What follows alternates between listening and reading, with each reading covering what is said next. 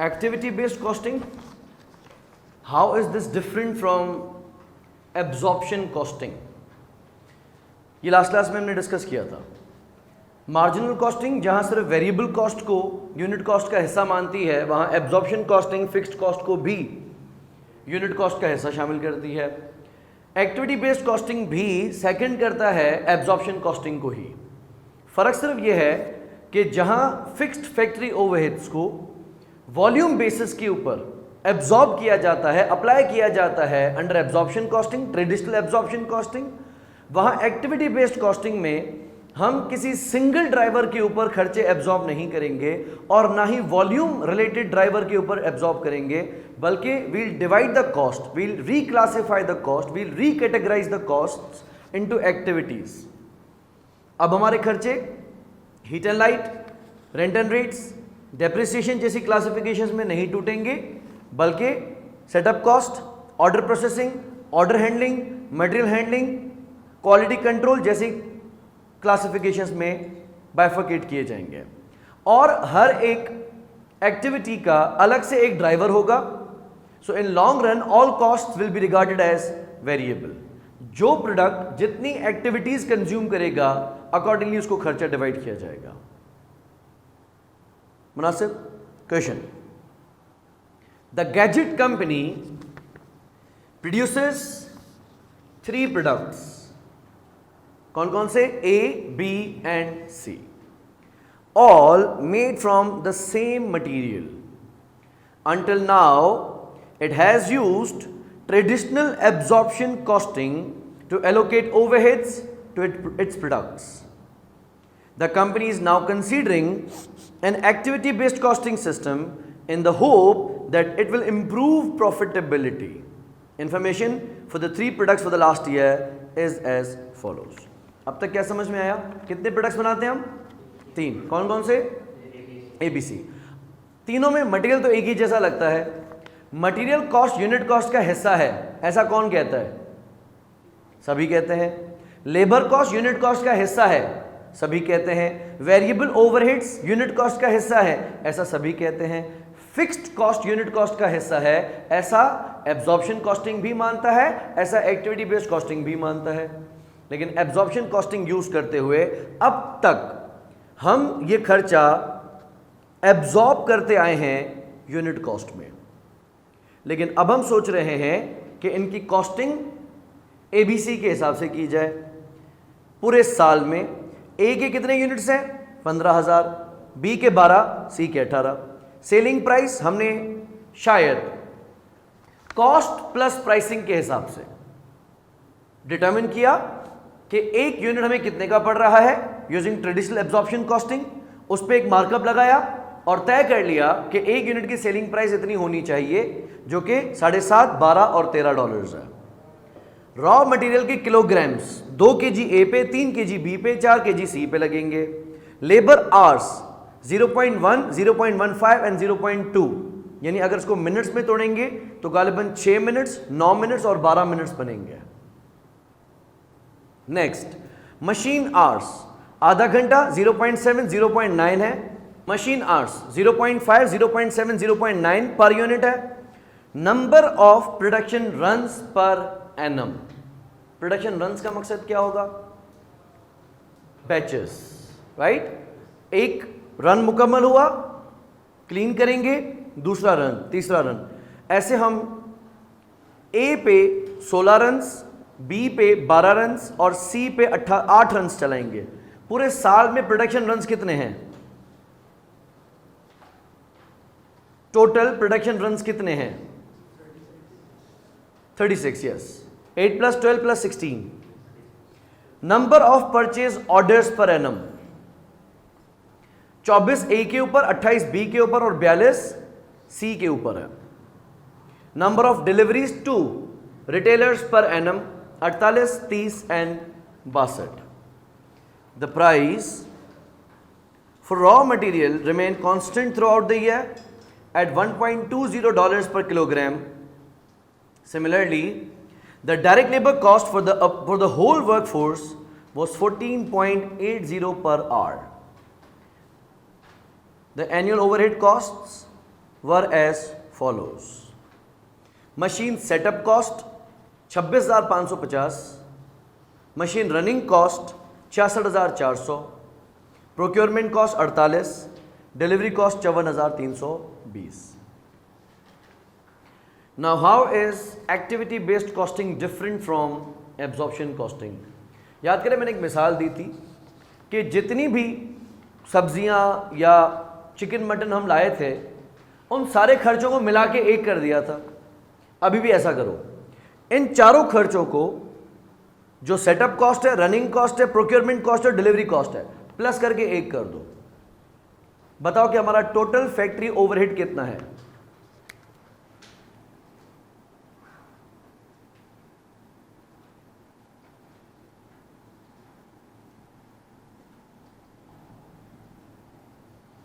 Yes, कितनी है? चारों को प्लस कर दो।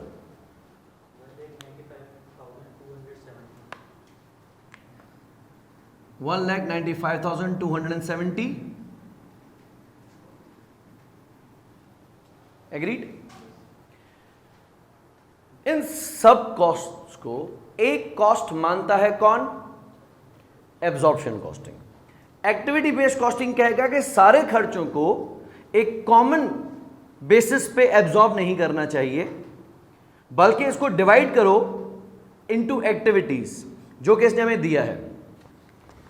अब आगे कहता है calculate the full cost per unit for products A, B and C under traditional absorption costing using direct labour hours as the basis of apportionment. Let's calculate the labour hours.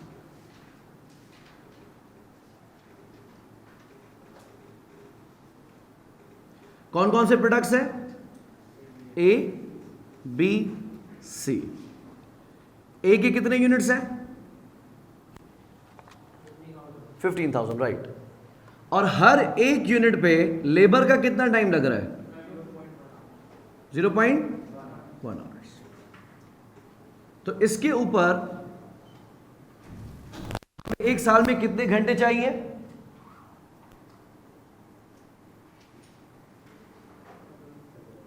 1500। Product B के units कितने हैं? 12,000। Time नहीं, that is for machine 15, right? 1800। C number of units and machine hours, sorry labour hours 2, 1600। Sorry my mistake, 36। पूरे साल में कितने labour hours हैं?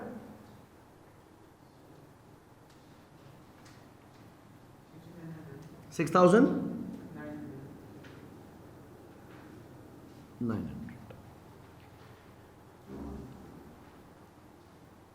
अगर हम कहानी मानते हैं एब्जॉर्प्शन कॉस्टिंग की, तो उसने कहा कि फिक्स्ड कॉस्ट को एब्जॉर्ब कर दो single basis of absorption rate, that is labour hours.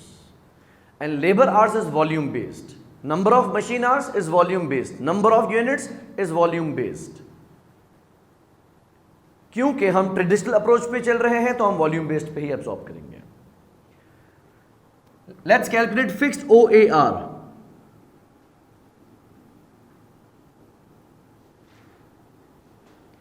Budgeted fixed production overhead is 195,270।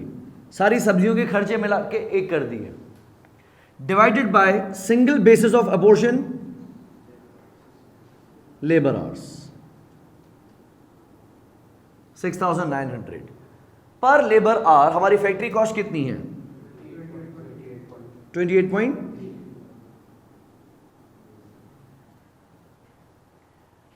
Regardless कि कौन सा प्रोडक्ट क्वालिटी में सुपीरियर है, हम वॉल्यूम के बेसिस पे खर्चा चार्ज कर रहे हैं। उसूलन जिस प्रोडक्ट की क्वालिटी आला होगी उसका खर्चा भी ज्यादा होना चाहिए। लेकिन ट्रेडिशनल कॉस्टिंग ये चीज नहीं देखता था. Now let's calculate the cost. We have got product A, B and C.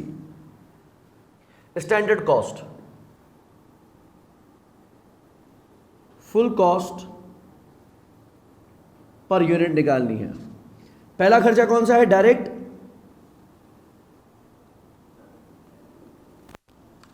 Material. Data में देखें ए के ऊपर कितने केजीज लग रहे हैं? 2. बी के ऊपर 3 किलोग्राम, सी के ऊपर 4 किलोग्राम. और पर केजी कॉस्ट कितनी है?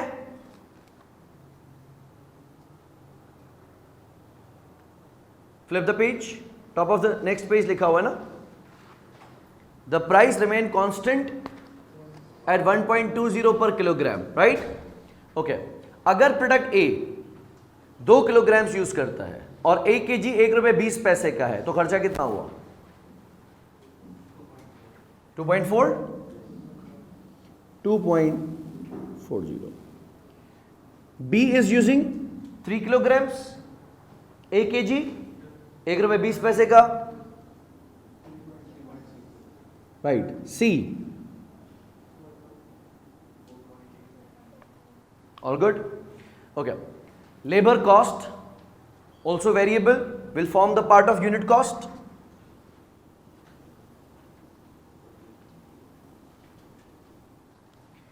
ए के ऊपर टाइम लग रहा है 0.1 आवर. लेबर को आपने पूरा साल पर आवर कितना पे किया है? 14.8, राइट? ओके. अगर 14.8 पूरे 1 घंटे का खर्चा है तो 0.1 आवर का खर्चा कितना होगा? गुड हो गया. देन प्रोडक्ट बी पे टाइम लग रहा है 0.15 आवर्स, गालिबन 9 मिनट्स. कितना बनेगा? 2.22.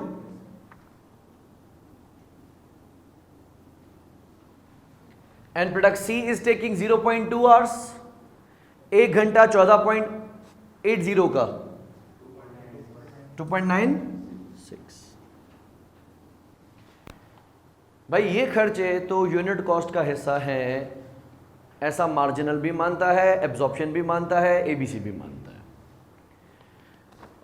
एब्जॉर्प्शन और एबीसी में फर्क सिर्फ और सिर्फ फिक्स्ड खर्चा तकसीम करने के फॉर्मूला के दरमियान है. अब हम इसमें देखिए मजीद कोई वेरिएबल कॉस्ट है? Direct material is variable, direct labour is variable, variable overhead cost तो नहीं दी है. अब हम फिक्स्ड कॉस्ट इसमें शामिल करते हैं. फिक्स्ड प्रोडक्शन ओवरहेड, जो कि ट्रेडिशनल फॉर्मूला यूज करते हुए हमने तय कर लिया कि हमारी मशीन की रनिंग कॉस्ट फी आर पर आर कितनी है? 28.3, right? And this is based on labour hours. Product ए कितने लेबर आवर्स यूज कर रहा है? लेबर आवर्स 0.1 और 1 घंटे का खर्चा 28.3. सो इसकी कॉस्ट इज 2.83. अगर आपकी फैक्ट्री रनिंग कॉस्ट 28.3 पर लेबर आवर है एंड प्रोडक्ट बी टाइम लेता है 0.15 आवर्स, राइट? 0.15 आवर्स, तो कितना खर्चा आएगा? 4.245. Similarly, product C takes 0.2 hours, right? तो कितना बना? 5.66. Now repeat, regardless of the superior quality, जो यूनिट बनने में टाइम ज्यादा ले रहा है वो यूनिट खर्चा ज्यादा भरेगा. उस हिसाब से प्रोडक्ट ए हमें कितने का पड़ रहा है?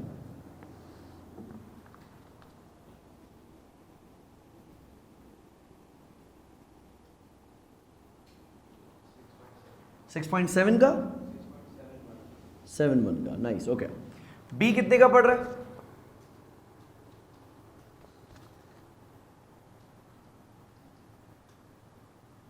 065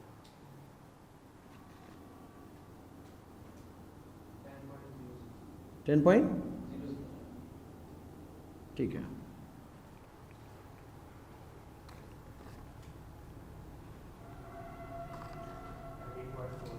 $13.42।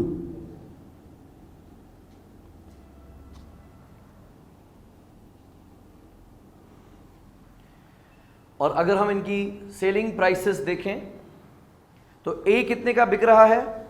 7.5 का प्रॉफिट है। बी $12 का प्रॉफिट है। सी $13 का लॉस है। अगर हम अपनी मार्केट को देखें तो वील इमीडिएटली कंसिडर कि हम सी की प्राइस को बढ़ाएं, लेकिन अगर इलास्टिसिटी है, प्राइस को बढ़ाने से डिमांड गिर जाएगी।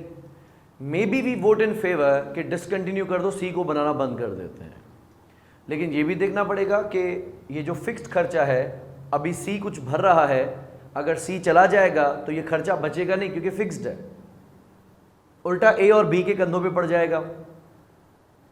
लेकिन अगर हम सेल्स टीम को डाइवर्ट करें कि यार प्रोडक्ट को चिपकाना है कस्टमर को, तो हम उसको कहेंगे सी नहीं चिपकाना क्योंकि उस पर कम प्रॉफिट है। जिस तरह दुकानदार हमेशा हमें वो चीज बेचने की कोशिश करेगा जिस पे उसका मार्जिन ज्यादा होगा,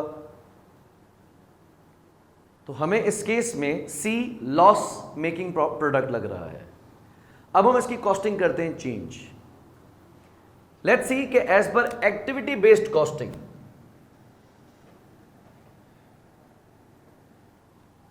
कॉस्ट पर यूनिट कितनी आती है। अब इसको डिवाइड करने का तरीका स्लाइड चेंज होगा। A, B and C. Activity based costing में this would be very sensible कि हम टेबल में कॉस्ट को पर यूनिट ना रखें। जिस तरह हमने यहां पे ये सारी कॉस्ट क्या रखी हैं, पर यूनिट रखी हैं। एक्टिविटी बेस्ड कॉस्टिंग में it is not sensible.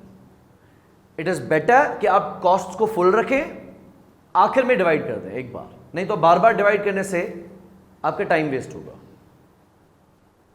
Right? अच्छा, इसमें पहला खर्चा आ गया डायरेक्ट मटेरियल,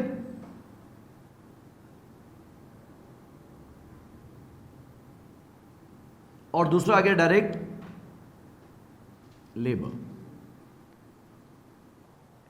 ये तो सेम ही होंगे जिस तरह के से यहां पे हुए थे। और सेफर साइड्स को टोटल में रख लेते हैं। अगर ए का पर यूनिट खर्चा 2.4 है और ए के नंबर ऑफ यूनिट्स कितने हैं? 15,000, ठीक है, मल्टीप्लाई कर दें 36,000। Okay, get B the same amount for B. 3.6 multiply by 12,000, 43,200। Good है। सी,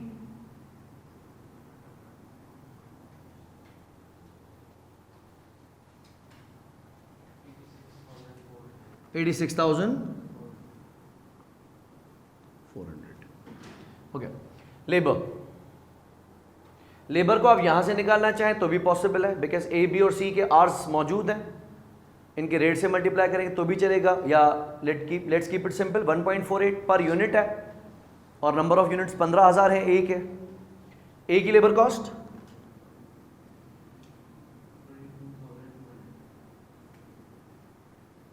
फिर B per unit 2.22 multiply by 12,000 units,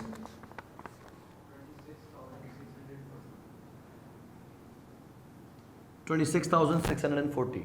correct. C 2.96 multiply by 18,000 units, 280। ठीक है, खैर ये तो हम पर यूनिट भी कर चुके, इसको हमने टोटल भी कर दिया। यहां तक मार्जिनल भी ठीक था, एब्जॉर्प्शन भी ठीक है, एबीसी भी ठीक है। मार्जिनल तो यहां से पीछे हट जाएगा, बोलेगा बस आगे नहीं जाऊंगा। एक्टिविटी बेस्ड एब्जॉर्प्शन कॉस्टिंग ने एक अलग फॉर्मूला रखा, अब हम एक्टिविटी बेस्ड कॉस्टिंग पे आ रहे हैं।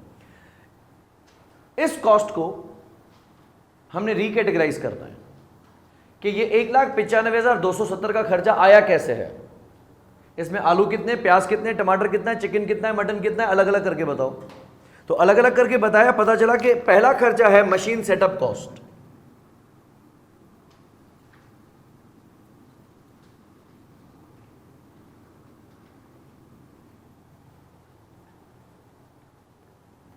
ड्राइवर्स हम कैलकुलेट करेंगे cost per driver. Machine setup cost है कितनी?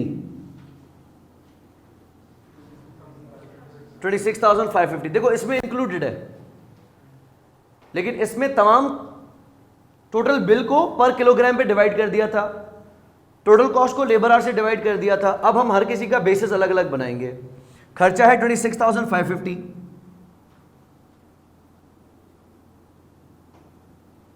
Setup cost correct. इसका बेस मुनासिब क्या रहेगा? Number of production runs. जितनी ज्यादा बार आप प्रोडक्शन चलाएंगे, जितनी ज्यादा आप बैचेस बनाएंगे, उतना ज्यादा सेटअप कॉस्ट आएगी। पूरे साल में कितने प्रोडक्शन रन्स चले हैं? शायद 42 का आंसर मुझे दिया था ना आपने पहले, 36 का, हाँ सॉरी माय मिस्टेक, 36 का। इसको हम डिवाइड करते हैं बाय 36 रन्स। एक प्रोडक्शन रन हमें कितने का पड़ रहा है?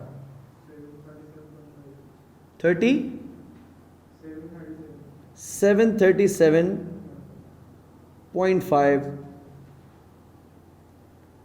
पर प्रोडक्शन रन, राइट। इस साल ए ने कितने प्रोडक्शन रन्स यूज किए हैं? 16।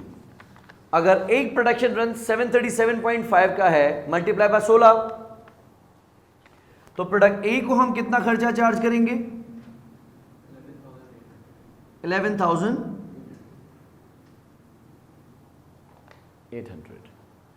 अगर इसको हम पर यूनिट रखते, फिर मुझे इसको 15,000 से डिवाइड करना पड़ता, वो आखिर में एक ही बार कर लेंगे। बी ने कितने प्रोडक्शन रन्स यूज किए हैं? 12, और एक का खर्चा 737.5, cost 8850, and C took 8 runs, 5,000,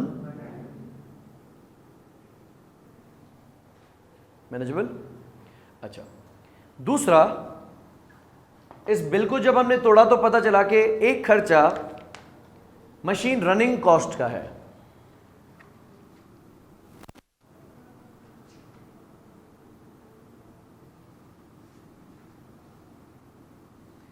कितनी है मशीन रनिंग कॉस्ट?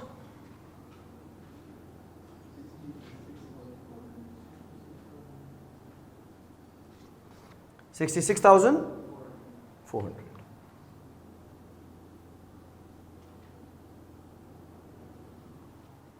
क्या बेहतर समझते हो कि मशीन रनिंग कॉस्ट किस बेसिस पे एब्जॉर्ब होनी चाहिए? डेटा देख लो एक बार, आपके पास मौजूद क्या क्या है। मशीन आवर्स मौजूद है, सेंसिबल। जितने ज्यादा घंटे मशीन चलेगी उतना रनिंग कॉस्ट आएगी, लेकिन ये हमें पर यूनिट के हिसाब से गिवन है।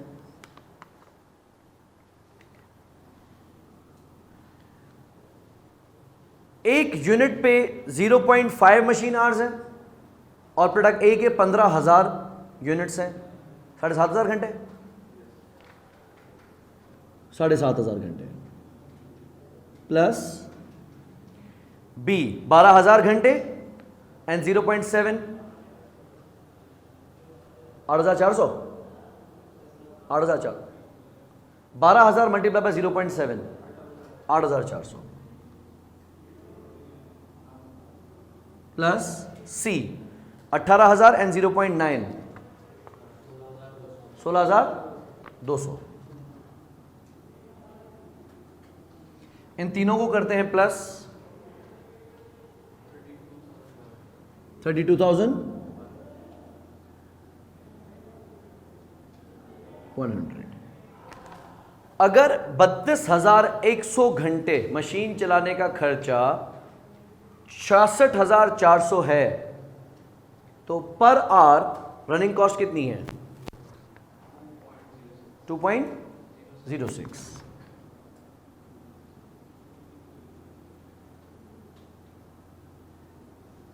But bear in mind, this is also a volume based cost. This is not an activity based cost. लेकिन खैर फिर भी एब्जॉर्प्शन का तरीका मुख्तलिफ है। प्रोडक्ट ए ने कितने घंटे ऑपरेट किए? 7,500। 1 घंटा 2 रुपये 6 पैसे का, कितना खर्च आएगा?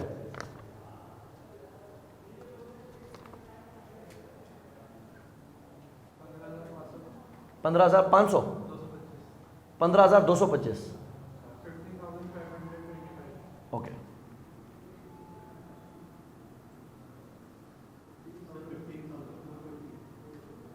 450, ठीक हो,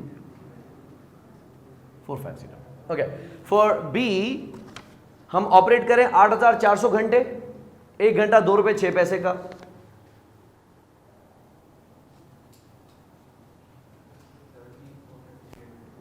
17,304। नेक्स्ट सी, 16,200 घंटे, 12 तो नहीं होंगे ना, 32,400 तो खुले खुले, 33,302।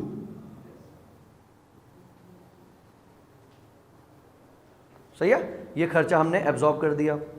नेक्स्ट पता चला कि इसमें खर्चा प्रोक्योरमेंट का है। What does procurement mean? Purchasing, right. EOQ में भी हमने ये टर्म सुना था and this is very commonly use, procurement. तो purchase department, procurement department. What do you believe is suitable basis? Number of purchase orders, right. अच्छा,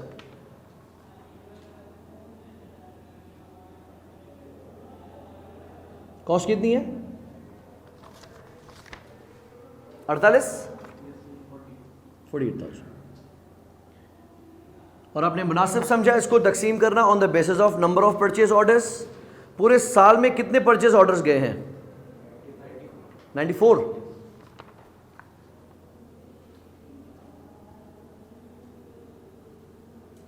cost per purchase order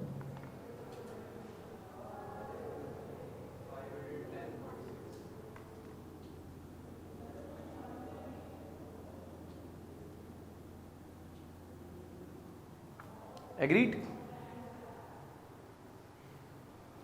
यही है खर्चा। चले, प्रोक्योरमेंट। सो प्रोडक्ट ए ने कितने परचेज ऑर्डर्स रेज किए हैं? 24, और एक ऑर्डर का खर्चा 510.6 है। कितना खर्चा आ गया?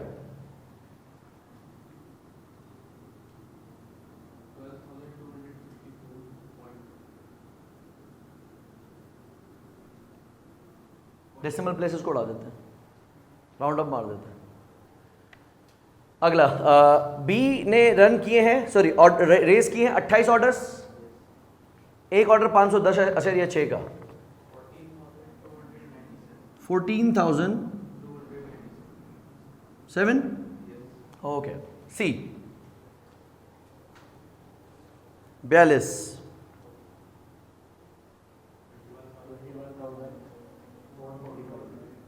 445। इसके अलावा खर्चा है डिलीवरी कॉस्ट, राइट।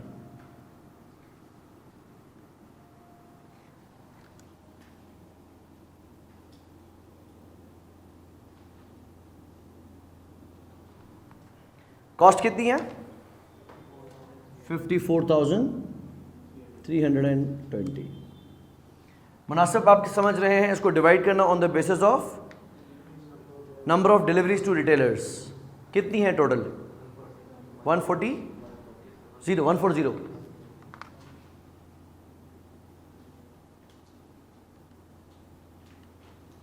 पर डिलीवरी कॉस्ट 388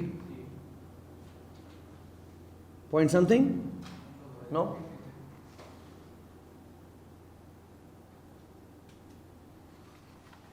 प्रोडक्ट ए की कितनी डिलीवरीज है?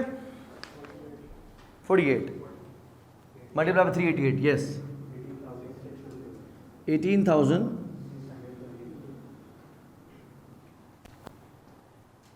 बी। नंबर ऑफ डिलीवरीज 30, 11,640, ठीक है।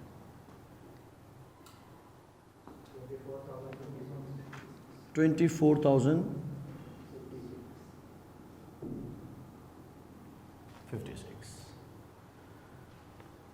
राइट। अब ये खर्चे हमने तकसीम तो एब्जॉर्प्शन कॉस्टिंग में भी किए, लेकिन सबको मिला के एक ही बेसिस पे डिवाइड मार दिया, और वो जो बेसिस था वो वॉल्यूम बेस्ड था। खर्चे कोई डिफरेंट नहीं होंगे, सवाल का डेटा वही होगा, फ़र्क सिर्फ ये होगा कि वहाँ सारे खर्चों को मिला के एक या दो बेसिस पे डिवाइड कर दिया जाता है। मिसाल अगर एब्जॉर्प्शन कॉस्टिंग में हम डिपार्टमेंटल एब्जॉर्प्शन करते हैं तो प्रोडक्शन डिपार्टमेंट ए को मे बी आप मशीन आवर्स पे कर दें, प्रोडक्शन डिपार्टमेंट बी को गालिबन आप असेंबली लेबर आवर्स के बेसिस पे कर दें, लेकिन होंगे तो वॉल्यूम बेस्ड ही ना। एक्टिविटी बेस्ड कॉस्टिंग में उस खर्चे का की कैटेगराइजेशन चेंज कर दी जाएगी और उसको एक्टिविटीज में डिवाइड करके और एक्टिविटीज के बेसिस पे एब्जॉर्ब किया जाएगा। अब देखते हैं ए के ऊपर टोटल खर्चा कितना है, सेम फॉर बी एंड सी।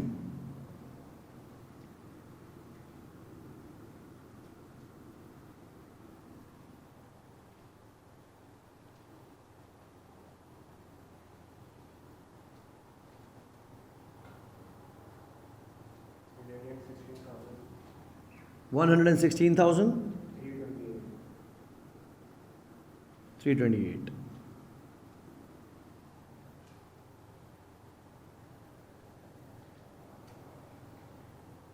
और इसको लग गया तो पर यूनिट भी कर दें। पर यूनिट के लिए आप इसको इसके वॉल्यूम से डिवाइड कर दें, that was 15,000 units, yes. B और सी?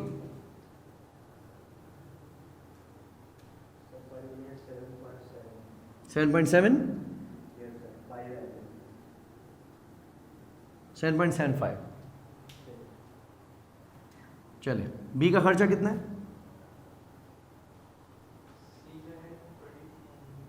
224,053, sorry repeat, 21,931 पर यूनिट करते जाए। बी का वॉल्यूम 12,000 था,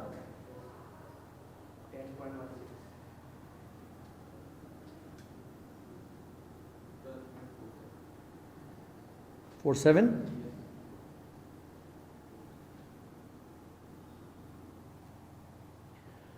वी कैन कंपेयर। ए वहां हमें कितने का पड़ रहा है? 6.71, जबकि अगर एक्टिविटीज के बेसिस पे कॉस्टिंग कर रहे हैं तो पता चल रहा है कि इन रियल ये हमें खर्चा कर रहा है 7.75 का, और बेच रहे कितने में है? 7.5। वहां जो प्रोडक्ट प्रॉफिटेबल लग रहा था, क्वालिटी के पॉइंट ऑफ व्यू से पता चला कि प्रॉफिटेबल नहीं है, उल्टा 25 पैसे का नुकसान है। बी का करीबन खर्चा सेम है, कोई 10 पैसे का फर्क है। 10.065 था, यहां 10.16 है, ठीक। सी 13.42 और 12.47 और उसकी कीमत है $13, प्रॉफिटेबल है। बी के ऊपर कोई खातिर खा फर्क क्यों नहीं आया? मे बी वो क्वालिटी में एवरेज ही हो। सी सिर्फ वॉल्यूम की वजह से मारा जा रहा था। इससे यूं अंदाजा देख सकते हैं कि इसकी बैच साइज क्या है, 18,000 यूनिट्स आप 8 प्रोडक्शन रन्स में मुका रहे हैं, यानी एक बैच में कितने यूनिट्स बन रहे हैं सी के? 2250। जबकि ए के 15,000 यूनिट्स के पीछे हम 16 बैचेस बना रहे हैं 937.5। बैच साइज कम रखने का मकसद क्या है? क्वालिटी बेहतर बनाना। जिसका बैच साइज ज्यादा होगा उसकी क्वालिटी कॉम्प्रोमाइज होगी। बी का हम देख सकते हैं कि कितने बैचेस हैं। इसी तरीके से परचेज ऑर्डर्स या नंबर ऑफ डिलीवरीज किसने ज्यादा ली हैं, अकॉर्डिंगली जो एक्टिविटीज ज्यादा कंज्यूम करेगा, जो एक्टिविटी ज्यादा कंज्यूम करेगा वो ज्यादा खर्चा करेगा, ना कि जो वॉल्यूम में ज्यादा हो। Volume is not the concern, the quality is. इस तरीके से किसी भी सवाल के अंदर हमें एक ही डेटा को दोनों कॉस्टिंग मेथड से करने का कहा जा सकता है और हम उसके डिफरेंसेस बताएंगे कि एज पर ट्रेडिशनल कॉस्टिंग सिस्टम वो हमें क्या कॉस्ट शो कर रहा है और as per activity based costing क्या शो कर रहा है। यू कैन नॉट से कि एबीसी इज एक्यूरेट। आप कभी भी एब्सोल्यूट आंसर नहीं दे सकते, बट यू कैन रादर से it's more accurate. More accurate का वर्ड यूज करते हैं हम किसी की कंपैरिजन में बात कर रहे हैं, तो बेहतर हो सकती है, परफेक्ट नहीं हो सकती कोई भी चीज। डफ कंपनी मैन्युफैक्चर्स 3 प्रोडक्ट्स, ये भी 3 बना रहा है, X Y and Z. Demand for product X and Y is relatively elastic whilst the demand for product Z is relatively inelastic। शायद इकोनॉमिक्स से आप लोग बच चुके हो सिरे से ही। सो इलास्टिक का मकसद बेसिकली जब हम कीमत को बढ़ाते हैं तो डिमांड पे कितना फ़र्क पड़ता है, या कीमत को कम करने से डिमांड पे कितना फ़र्क पड़ता है, इसको हम कहते हैं इलास्टिसिटी ऑफ डिमांड।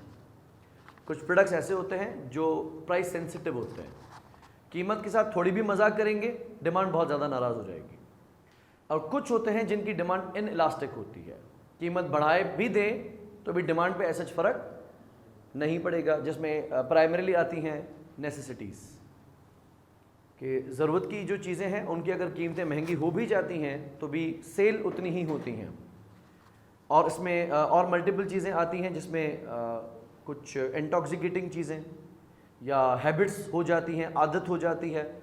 जिस तरह हमारी गवर्नमेंट अक्सर हर बजट के अंदर सिगरेट के ऊपर टैक्स डालती है। पिछली गवर्नमेंट में इस पर गुनाह टैक्स लगाया था, सिन टैक्स, कि गुनाह करें तो उस पर टैक्स भरो।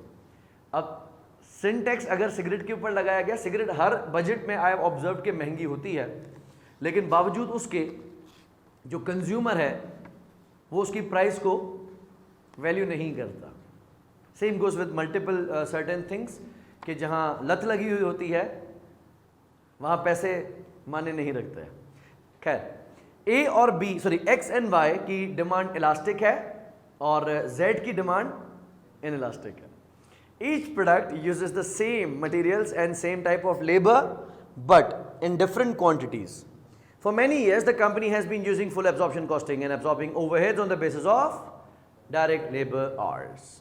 Selling prices are then determined using a cost plus pricing. Cost plus pricing clear? जितने की खर्चा आ रहा है उस पर एक डिजायर्ड मार्कअप लगा देंगे या मार्जिन लगा देंगे, कीमत बाद। This is common within the industry with most competitors applying the standard markup. Budgeted production and sales for X Y and Z are 20,000, 16,000 and 22,000 units respectively. Budgeted direct cost for 3 products are shown below. Material per unit है, ये पर KG veggie नहीं है। 25, 28, 22 labour 12 रुपये फी घंटे के हिसाब से, 30, 36, 24। अगर $12 का 1 घंटा है तो $30 में कितने घंटे मिलेंगे? राइट। अगर $12 का 1 लेबर आवर है तो $36 में कितने घंटे मिलेंगे? 3, 24 में कितने? 2। तो इससे हम ऑब्वियसली ये कैलकुलेट कर सकते हैं how long is each product taking. X is taking 2.5 hours, Y is taking 3 hours and Z is taking 2 hours. In the next year, Duff Company also expects to incur indirect production cost of $1,377,400, which is analyzed as follows. Absorption costing कहेगा कि बाढ़ में जाए, मैं क्यों analyse करूं? 13,70,400 है ना, ठोक दो लेबर आवर्स के बेसिस पे। जबकि एक्टिविटी बेस्ड कॉस्टिंग कहेगा कि सबर करो, चेक करते हैं कि खर्चे कौन कौन से हैं। एक मशीन सेटअप कॉस्ट है जिसका ड्राइवर कौन है, number of batches. Material ordering cost, driver number of purchase orders. Machine running cost, machine hours. And general facility cost को भी मशीन आवर्स। एक word absorption cost, sorry activity based costing में use किया जाता है cost pool. क्या word है, cost pool. वो खर्चे जिनका ड्राइवर सेम हो उनको आप पूल कर सकते हैं। लाइक मशीन रनिंग कॉस्ट को भी मैंने मशीन आवर से डिवाइड करना है, फिर हर एक प्रोडक्ट के मशीन आवर से मल्टीप्लाई करना है। I am suppose to repeat the same for general facility. अगर मैं जनरल फैसिलिटी और सेटअप और रनिंग कॉस्ट को प्लस कर दूं, आंसर तो सेम आएगा। तो जब दो ऐसे खर्चे या दो से ज्यादा ऐसी कॉस्ट जिनका ड्राइवर सेम हो, उनको हम मिला के एक कर सकते हैं, जिसको हम क्या कहेंगे, cost pool. The following additional data relates to each product. Batch size, batch size X का बैच साइज क्या होगा, 500, और एक्स के यूनिट्स कितने बनेंगे, 20,000। तो एक्स के नंबर ऑफ बैचेस कितने होंगे,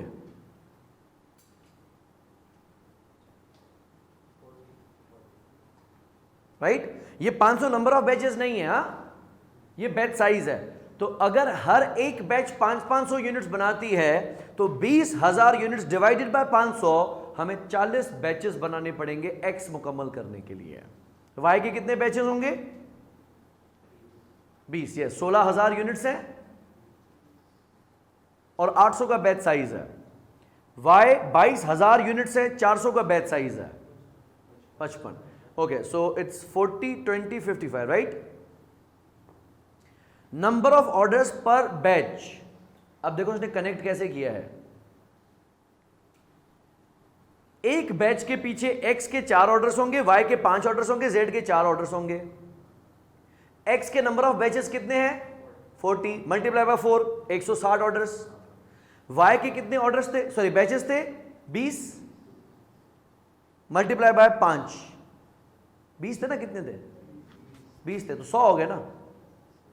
और y के यू कैलकुलेटेड 55, हाँ, multiply by 4, 220। Okay, machine hours per unit, 1.5 घंटा x पे लगेगा और x के यूनिट्स 20,000, तो मशीन आवर्स कितने, 30,000 मुनासिब। y का 1.25 घंटा मशीन का एक यूनिट पे, y के यूनिट्स 16,000, 20,000, राइट। और 22,000 यूनिट्स Z के 1.4, 30,800। ये डेटा को आपने सामने खोल के रखना है। Duff company wants to boost sales revenue in order to increase profits, but its capacity to do so is limited because of its use of cost plus pricing and the application of the standard markup. The finance director has suggested using activity-based costing instead of full absorption costing. Since this will alter the cost of products and may therefore enable different price to be charged. देख लेते हैं कि हमारी cost कितनी है। Concept clear है। पहला हम देख लेते हैं यूजिंग ट्रेडिशनल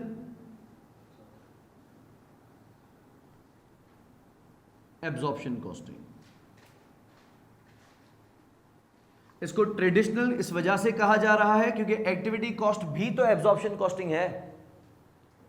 फर्क सिर्फ ये है कि वो ट्रेडिशनल एब्जॉर्प्शन कॉस्टिंग है, ये एबीसी एब्जॉर्प्शन कॉस्टिंग है दोनों एब्जॉर्प्शन कॉस्टिंग ही। कॉस्ट पर यूनिट तो वैसे ही गिवन है। प्रोडक्ट है एक्स, वाई, जेड।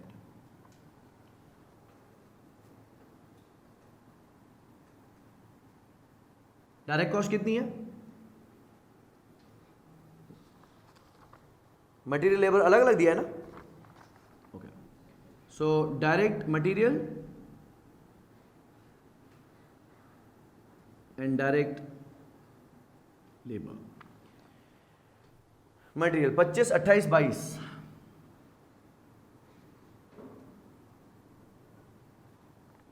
लेबर 30, 36, 24। अब एब्जॉर्ब करनी है फिक्स्ड प्रोडक्शन ओवरहेड। जो इसने एनालिसिस दिया है कि कौन सा खर्चा किसका है, एब्जॉर्प्शन कॉस्टिंग उसको फुल इग्नोर मारेगा। हम रखेंगे पूरा खर्चा 13,77,400 और डिवाइड कैसे कर देंगे, लेबर आवर्स से। अब लेबर आवर्स आपने खुद तोड़ के बताए थे, इसकी वर्किंग एग्जामिनर को थोड़ा खोल के बतानी है।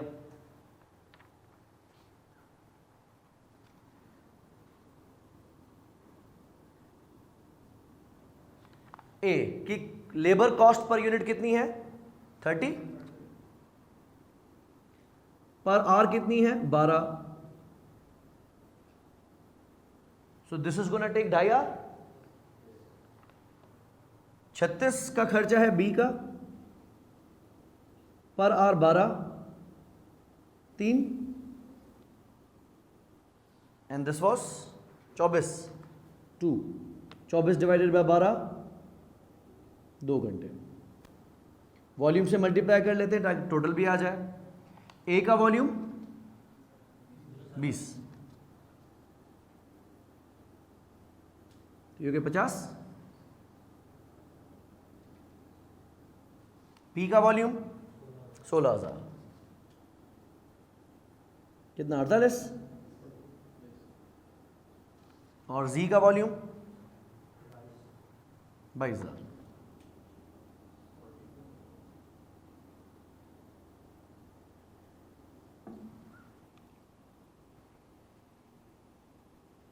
टोटल कितना हो गया 142,000 टोटल लेबर आवर्स। इसको हमने डिवाइड किया 142,000 लेबर आवर्स से। ओवरहेड एब्जॉर्प्शन रेट 9.7,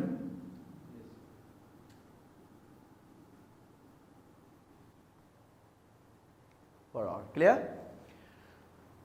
क्योंकि हम पर यूनिट ही कर रहे हैं, तो अगर हम इसको 50,000, 48, 44 से मल्टीप्लाई करें फिर वॉल्यूम से डिवाइड करें तो इतनी लंबी करने की ज़रूरत नहीं है।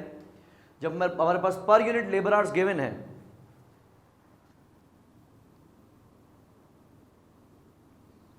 तो डायरेक्टली मल्टीप्लाई कर सकते हैं। 9.7 मल्टीप्लाई बाय 2.5 घंटे,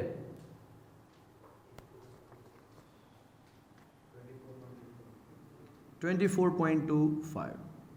नेक्स्ट 9.7 मल्टीप्लाई बाय 3,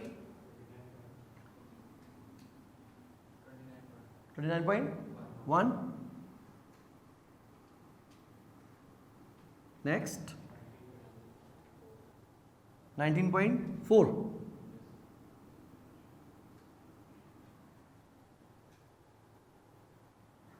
ठीक है, प्लस करते हैं।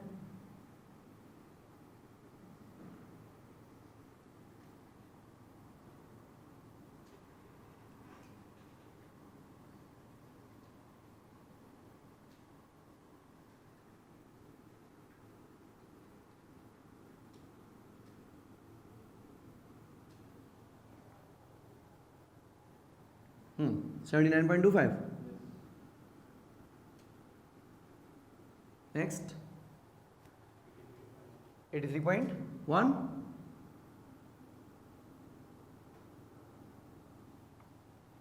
नेक्स्ट 6.4।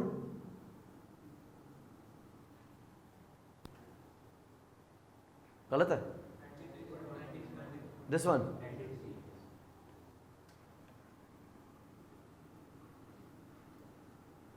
93.1। बाकी ठीक है।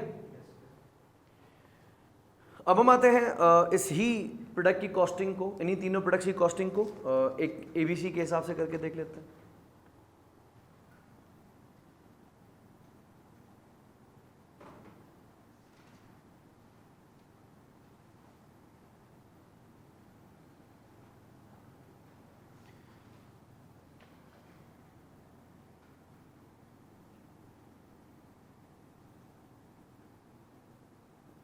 डायरेक्ट कॉस्ट को थोड़ी देर के लिए इग्नोर करते हैं, वो वैसे ही पर यूनिट गिवन है, आखिर में प्लस मार देंगे।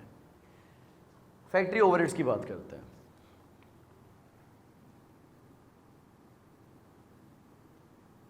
कॉस्ट पूल, पहला कॉस्ट पूल है machine setup cost,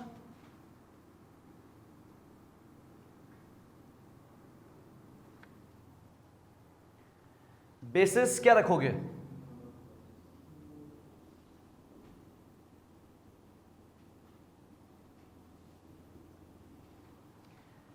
So the cost is 2,80,000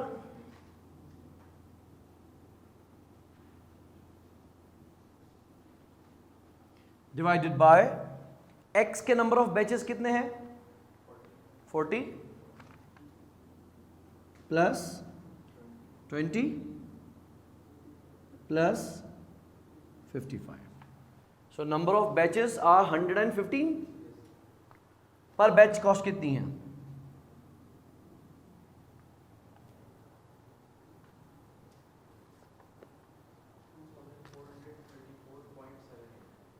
$2,000.78 and this is per batch. X के कितने बैचेस? 40, मल्टीप्लाई करते 40 से इसको,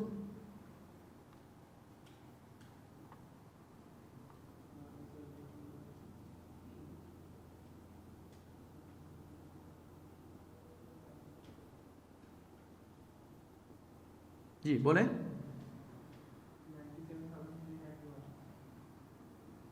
97,391, ठीक है। वाई 2434.78 मल्टीप्लाई बाय 20, इसका आधा ही होगा,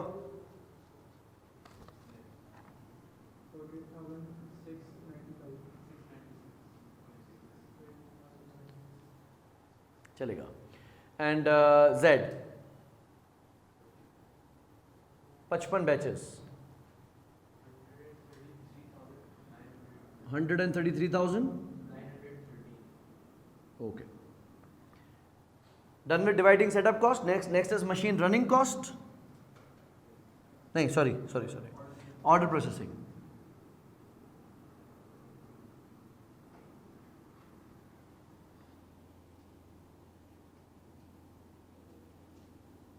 कितनी है cost? 316 to be divided by number of purchase orders, सही है। So X के number of batches were 20 and multiply by 4, 80। अच्छा हाँ सॉरी, इसके 40 थे, 160, ठीक हो गया। Then 20 multiply by 5, 100, 55 multiply by 4, 220।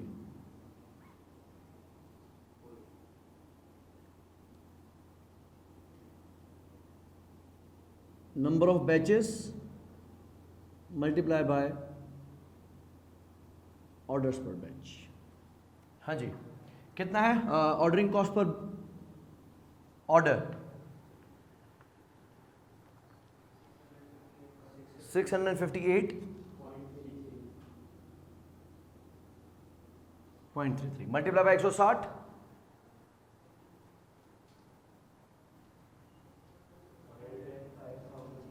Repeat, नहीं 1,53,000,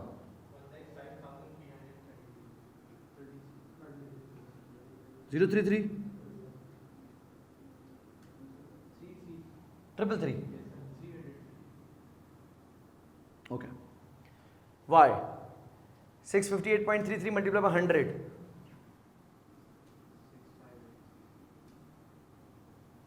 ठीक है, 220 मल्टीप्लाई बाय 658.33,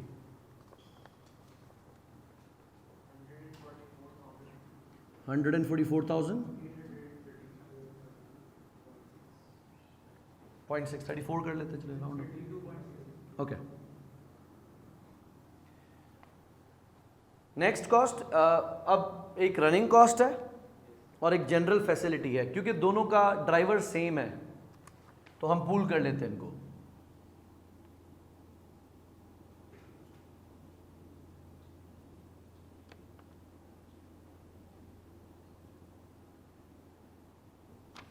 दोनों को अगर मिला दें तो खर्चा कितना बनेगा? 781,400,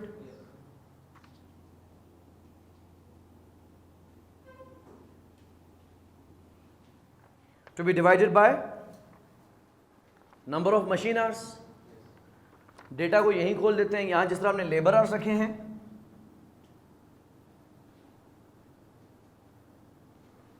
मशीन आवर्स भी रख लेते हैं।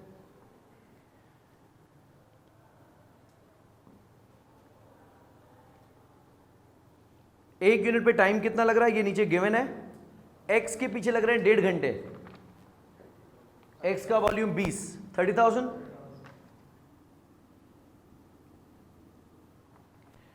सवा घंटा 20,000, 13,000, सॉरी हाँ 30,800 total,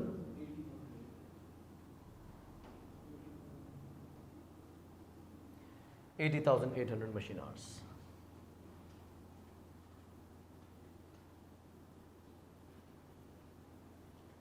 per machine hour 9.67,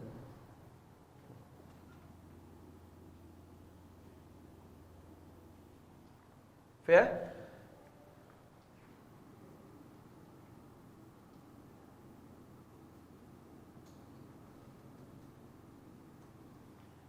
x के आवर्स है 30,000, 9.67 मल्टीप्लाई बाय 30,000,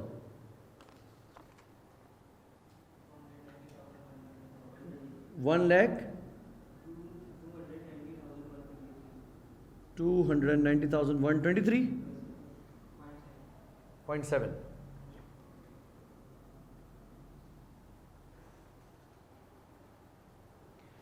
9.67 मल्टीप्लाई बाय 20,000 घंटे,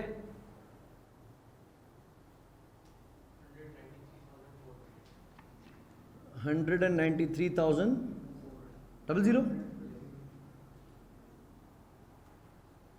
लास्ट, 30,800 मल्टीप्लाई बाय 9.67, 297,836।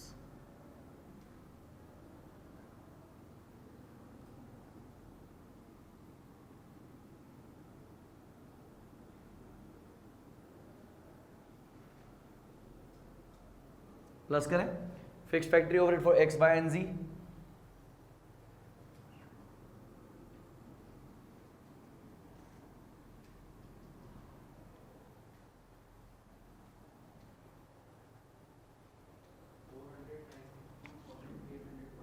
$492,847,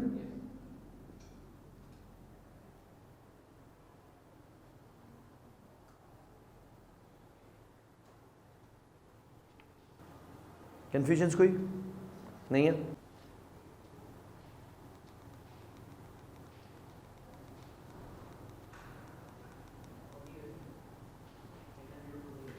फोर 8 है, बाकी ठीक है ना?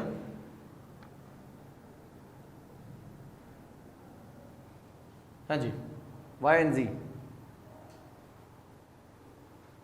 क्या सब कॉन्फिडेंस डाउन हो गया क्या एक गलती से? 3,07,000 929, ओके। लास्ट 5,76,000 5 ठीक है।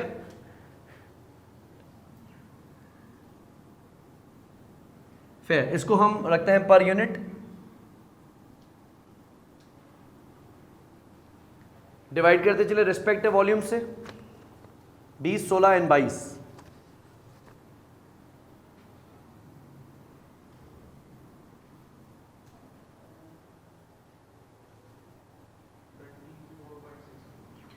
$24.64।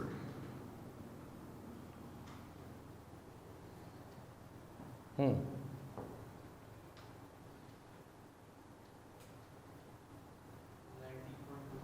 19.25 fair।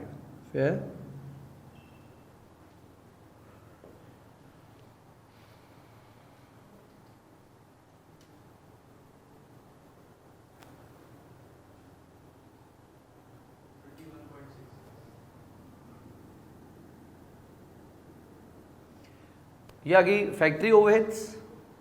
इसमें हम डायरेक्ट कॉस्ट प्लस करते हैं, बिकॉज डायरेक्ट कॉस्ट को हमने कहा लास्ट में रख देंगे। क्या है फर्क है? 20 ये वाला 26.21। इसमें हम प्लस कर देते हैं डायरेक्ट कॉस्ट। डायरेक्ट कॉस्ट में एक मटेरियल एक लेबर है, इन दोनों को प्लस किया तो कितना बना? 55।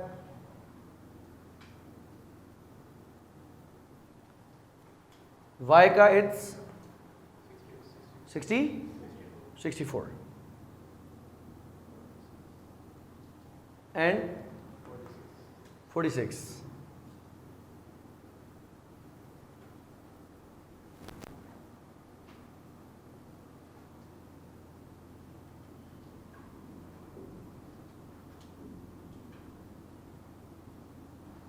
Full cost per unit.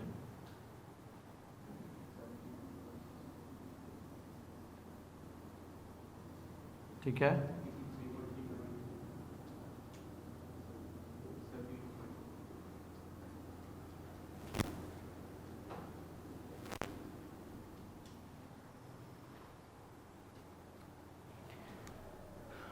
What can be observe now कि x हमें एब्जॉर्प्शन कॉस्टिंग दिखा रहा था 79.25 का, जबकि ये पड़ रहा है 79.64 का।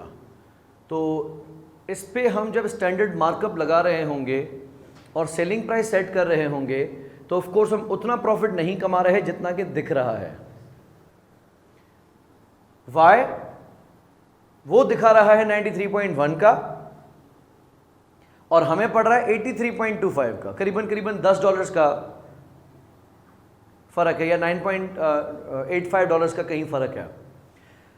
अगर हम मार्केट में कॉम्पीट करना चाहते हैं, जो कि हमारी कंपनी की स्ट्रेटेजी है कि हम प्रॉफिटेबिलिटी को इंप्रूव करें और बेटर सेलिंग प्राइसेस सेट करें, अगर इंडस्ट्री में प्रैक्टिस ट्रेडिशनल कॉस्टिंग सिस्टम की चल रही है, so this would B game changer for us. कि हमारी कंपनी अगर timely absorption activity based costing पे आ जाती है और उसको पता चलता है कि प्रोडक्ट इतना महंगा पड़ रहा नहीं है जितना दिख रहा है, और इस पे अगर हम मार्कअप सेट करते हैं जो स्टैंडर्ड इंडस्ट्री में चल रहा है, हम इस प्रोडक्ट को मार्केट से किधर सस्ता बेच सकते हैं। सस्ता बेच के ज्यादा वॉल्यूम बेच सकते हैं और कंपटीशन को ब्रेक कर सकते हैं, राइट? इससे हमारा वॉल्यूम और बेहतर हो जाएगा और हम एक बेहतर कॉम्पिटिटिव पोजीशन में आ जाएंगे। मे भी इससे हमारे कॉम्पिटिटर्स परेशान भी हो जाएं कि इतना सस्ता कैसे बेच रहे हैं, राइट? क्योंकि अगर वो ये वाली कॉस्टिंग फॉलो करें तो कहीं करीबन करीबन इसके करीब करीबी बना रहे होंगे। ऐसा मुमकिन है कि हम उतने में बेच रहे हो जितने में उनकी बन भी नहीं रहे हो। ऐसा नहीं है कि बना रहे हैं वो महंगा है हम सस्ता है, ऐसा कुछ नहीं है। जाविये का फर्क है, पर्सपेक्टिव का डिफरेंस है। वो वॉल्यूम बेस्ड फॉर्मूला के ऊपर देख रहे हैं, हम एक्टिविटी बेस्ड फॉर्मूला के ऊपर देख रहे हैं। जी ट्रेडिशनल कॉस्टिंग दिखा रहा था कि ये सस्ता पड़ रहा है, 65.4 का पड़ रहा है, और जबकि ये 72.21 का पड़ रहा है। तो मुमकिन तौर पे मार्कअप लगा के हम उस पर इतना प्रॉफिट नहीं लगा रहे, या क्या पता लॉस कर रहे हो, और इंडस्ट्री को हम अगर कॉम्पीट कर सकते हैं इससे बेहतर प्राइसिंग करके तो ठीक है, नहीं तो हम जेड पर से अपना जोर कम कर कर वाई के ऊपर जोर बढ़ा देंगे और हम अपनी कैपेसिटी फ्री कर सकते हैं जेड से हटा के। एक्स में तो ऐसा कोई बड़ा फर्क नहीं है, 79.25 एंड यहाँ 79.64, कोई बहुत बड़ा फर्क नहीं है, लेकिन कंसिडरेबल डिफरेंस है for Y and Z. Z हमें उल्टा महंगा पड़ रहा है और वाई हमें कदर बहुत सस्ता पड़ रहा है, तो वाई का वॉल्यूम बढ़ा के वाई पे ज़्यादा प्रॉफिट हम कमा सकते हैं और जेड का प्रॉफिट जो कम है या लॉस है उसको हम फोरगो कर सकते हैं, छोड़ सकते हैं, कम कर सकते हैं। ठीक हो क्या? जब मेजरमेंट बेहतर होगी तो डिसीजन मेकिंग बेहतर होगी। इस सवालों में मेन गेम सिर्फ प्रेजेंटेशन का है कि आपने प्रेजेंट किस तरीके से करना है। प्रैक्टिस जितनी ज़्यादा करोगे आपको अंदाज़ा होगा कि हम कम से कम टाइम लगा के ज़्यादा से ज़्यादा क्वेश्चंस कैसे कर सकते हैं। अब इसको अगर हम खोलते जाएंगे सवाल को, नंबर ऑफ बैचेस में तोड़ें, फिर नंबर ऑफ परचेज ऑर्डर्स खोलें, तो this would be very time consuming और लेंदी सा हो जाएगा। प्रैक्टिस से आपने पहले की देखना है सही होना चाहिए, पहली प्रायोरिटी शॉर्ट करना नहीं है, पहली तरजीह सही करना है। अगर हम एक्सपर्ट हो गए, हमसे सही हो रहे हैं सवाल, तो हम उसके ऑल्टरनेटिव वेज फाइंड आउट कर सकते हैं कि किस तरीके से हम उसको कंसाइज कर सकते हैं। एग्जामिनर तो अपना आंसर एक्सेल पे छाप के हमें प्रिंट करके दे देता है। भाई आपके पास एक्सेल है, आपके पास टाइम है, हमारे पास ना वहाँ एक्सेल होता है ना हमारे पास टाइम होता है। वो मे बी हफ्ते 15 दिन में अपने तमाम आंसर्स ड्राफ्ट करता हो, हमें 3 घंटे के अंदर तमाम क्वेश्चंस को वाइंड अप करना है, और फिर वो एग्जामिनर है, हम बच्चे। फर्क है, उसको देख के डीमोटिवेट नहीं होना है, लेकिन हम अपने आंसर्स अपनी तरफ से ड्राफ्ट करेंगे। उसका सिर्फ नेट आंसर चेक करना है कि सही हो रहा है नहीं हो रहा। एक्टिविटी बेस्ड कॉस्टिंग के मैंने आपको टोटल कितने सवाल दिए इसमें? 6 सवाल है, 2 हम कर चुके हैं, बाकी आई वुड सजेस्ट कि आप ट्राई करें। अगर एक आध सवाल ही कर लेते हैं आज की शाम में और मुझे आप अपडेट करते हैं कि आपको कुछ प्रॉब्लम नहीं हो रही, तो वील स्विच द टॉपिक। अगर प्रॉब्लम है तो we'll stick with the further questions, और अटेम्प्ट इस टॉपिक का पहला होगा ये वाला, इससे पहले कभी भी नहीं आया। एज आई टोल्ड यू कि सिलेबस में तो आ चुका था 2021 की एजुकेशन स्कीम में, लेकिन बुक में डालना भूल गए थे तो एग्जाम से हटा दिया था, डिलीट कर दिया था। इस बार टॉपिक है, आएगा तो पहला अटेम्प्ट तो आने के चांसेस ज़्यादा होंगे, लेकिन घबराने की ज़रूरत नहीं है, इतना मुश्किल है नहीं। ठीक हो गया? आज के लिए इतना ही। इंशाल्लाह फिर नेक्स्ट क्लास में मुलाकात होगी।